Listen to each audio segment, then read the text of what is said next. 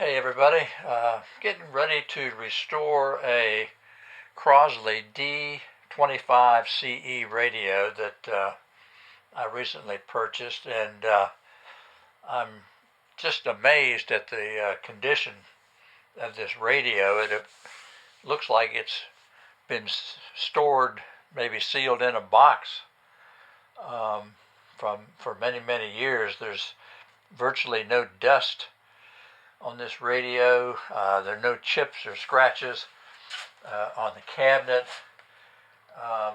All the brass is in pretty nice shape. I can see a little bit of deterioration coming, but not much. The chassis, very good condition. Very little dust. No rust.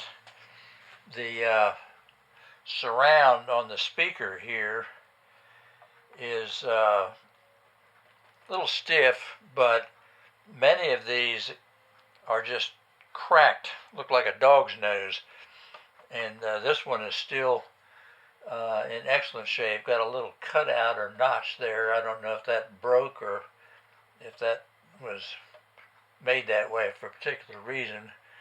Notch here and a notch there.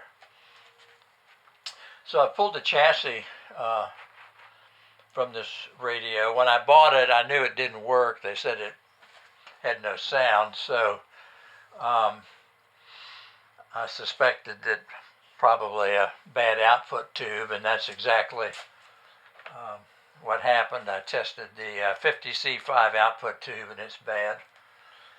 And I have another one, and we'll get around to testing it when we get the radio recapped. I've already cut off the multi-cap can. There's 3 capacitors in here. I'm going to restuff this, and I'll use these electrolytic capacitors here, and then they'll be installed where the old ones were, and then we just put the cover back over it like that, a little hot glue. Inside the chassis I've already replaced one of the wax capacitors right here, but there are several more, and I haven't replaced them yet because a couple of them are values I didn't have on hand, and I'm waiting for those to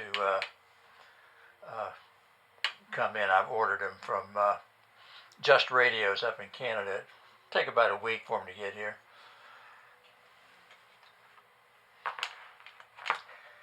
I've tested the switch on the clock. This switch is what you actually use to turn the radio on, and it works. I don't know if the clock works yet. I haven't actually applied power to it, but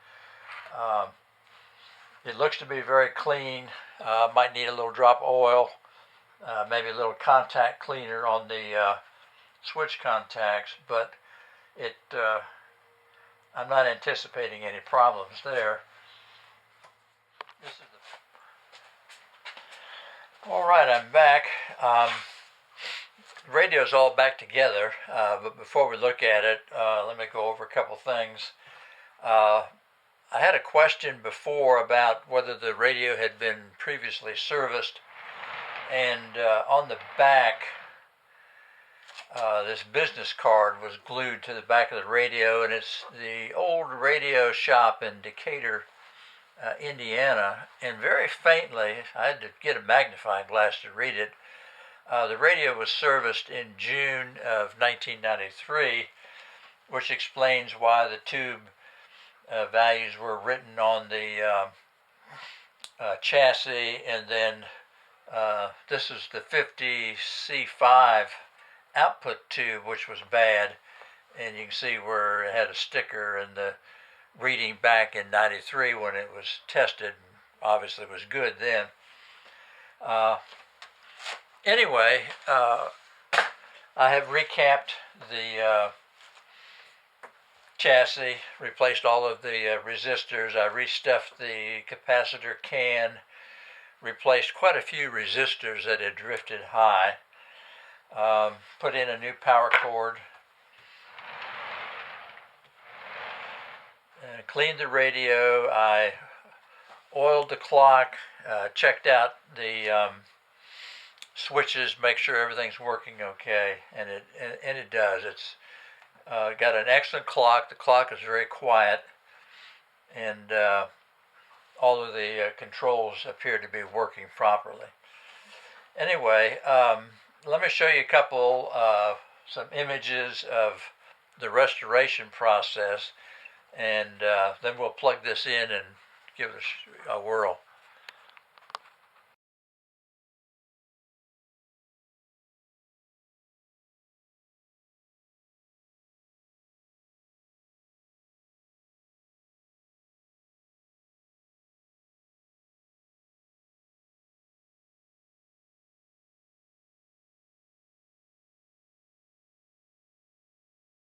All right, I plugged the radio in. As soon as you plug the radio in, the clock begins to work. I don't know if you can really make it out there, but the second hand is moving around, and the clock is very, very quiet. This is a Telecron clock. They made very good clocks for most of the 20th century. They eventually got bought up by General Electric, and most of the GE electric clocks that were sold in the 20th century were actually Telecron clocks. The controls for the radio are actually part of the clock, and this is the switch that turns the radio off or on, or you can also set it to radio alarm, and you can program the clock to turn the radio on at a particular time, like if you want to wake up to music.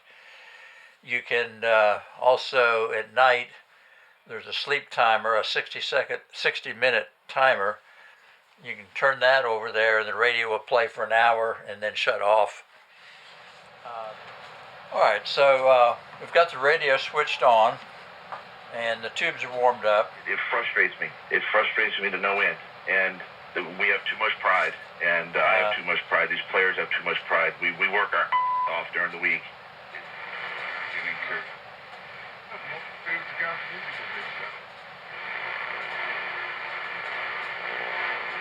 They'll give you 50% of positive stock returns and 0% stock market losses. They could be a solution. They will be happy to chat with you. Call them today.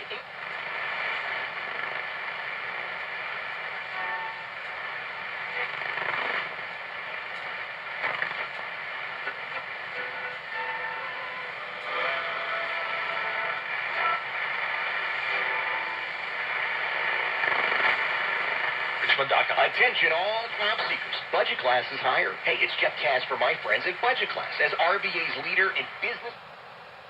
Yeah, the radio is very sensitive. It actually picks up quite a few stations here in the daytime across the AM band.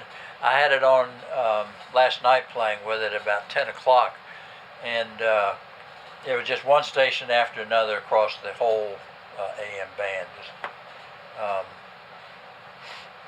Must have been a couple dozen that I picked up. I was even able to get a really strong signal from AM 740 in Toronto, Canada. Those of you into vintage radios know that that's a great station for vintage radios because they play a lot of big band music and 50s rock and roll and 60s old radio shows. And it's like tuning in a time warp. I can normally only get that AM 740 out of Toronto in the wintertime after dark, or well, that's the only time I can get it. Summertime, daytime, can't pick it up normally. So I was very happy that station came in really strong. So the other thing that's nice about this radio,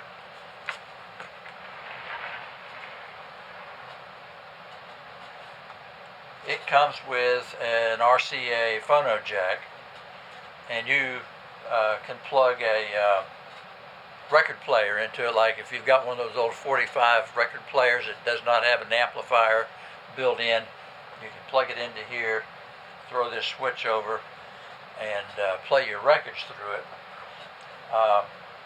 I like to play music from my old iPod here, and we'll just use this adapter cable that I've made. It's got the RCA plug on one end, and then we just plug it into the earphone socket on the iPad and turn it on. Let's see, we better flip this switch to phono, and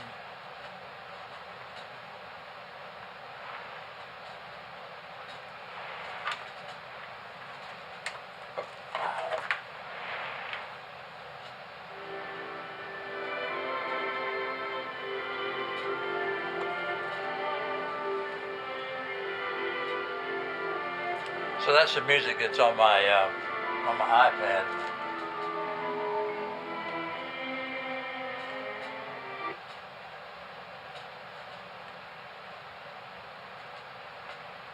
Upside down.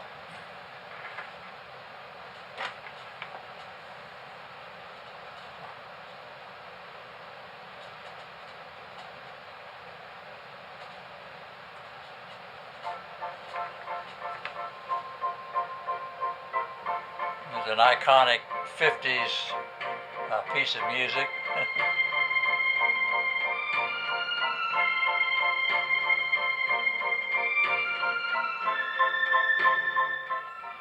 Yeah, better not play too much of that. We'll have the copyright police after us.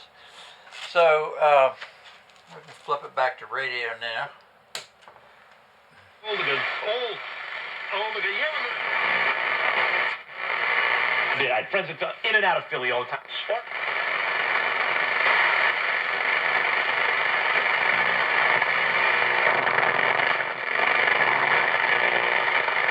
Guess what Roman got?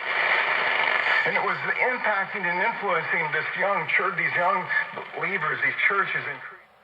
So come nightfall, it'd just be one station after another. Not much in the daytime here in Richmond. There's only a few AM stations, and they're either sports or talk radio or religious stations. There's unfortunately no music stations to listen to in the daytime.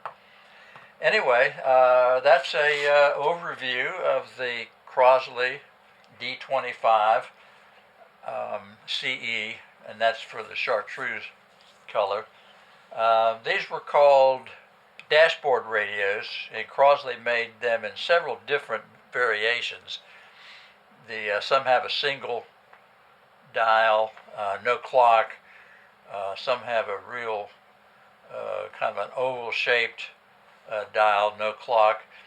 But they are called dashboard radios because they were all made to kind of resemble the dashboards of the automobiles from the early 1950s.